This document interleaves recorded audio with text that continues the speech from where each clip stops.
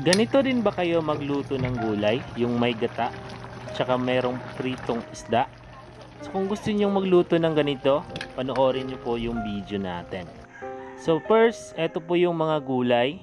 Ayan, so kompleto sa Ricardo's po yan. So kung may kulang man dyan, hindi natin nabili kasi hindi available sa market, no?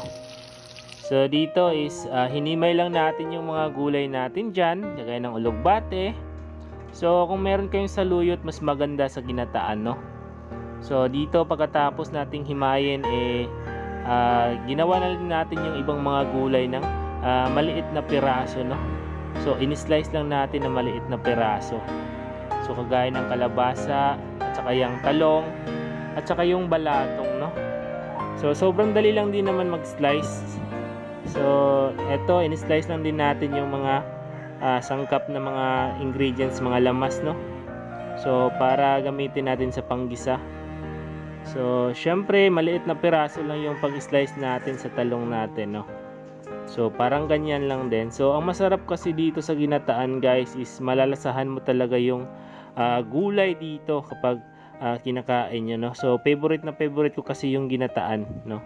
So sa part na to mga lods is lagyan lang natin ng tubig yung no, yung gata natin, mga isang baso lang, no? Tapos pigain lang natin siya. So parang ganito lang ang pagpiga. Then pagkatapos po natin pigain is sasalain na po natin yan, no? Para hindi masali yung mga sapal-sapal ba ng niyog. Sapal-sapal ba yun? So pagkatapos natin salain yung unang gata is isasalin na naman natin yung pangalawang gata, no? So syempre lagyan din natin ng tubig ulit, then pigain pa rin natin. So ang pagpiga dyan is pigain mo talaga ng todo, no? Para lumabas yung gata nya. So eto na yung pangalawang gata, no? So gagamitin natin to pangunang babad sa gulay, no? So dito sinala lang natin ulit, same process lang sa ginawa natin yung pinakaunang gata, no?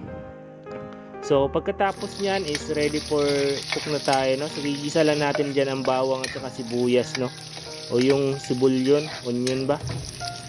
Tapos ilagay natin yung kalabasa kasi ang kalabasa kasi is matigas siya, no? Kaya unahin natin. At saka nilagay natin yung pangalawang gata, no? Tapos nilagyan natin ng aromatics na paminta. So depende na sa inyo kung ano yung ilagay nyo dito. So pagkatapos niyan, mga ilang minuto kapag lumambot na yung kalabasa is pwede nyo nang idagdag yung ibang mga gulay, no? So wala lang yung okra. So huwag nyo kalimutan maglagay ng tanglad, no? Isa din yun sa magpapalasa ng ginataan, no? So yan. So nilagdagan lang natin ng kunting tubig, pagpapakulo at pagpapalambot ng gulay, no?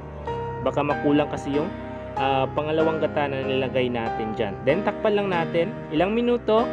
So lagyan lang natin ng pangpalasa, asin at saka bitsin, no?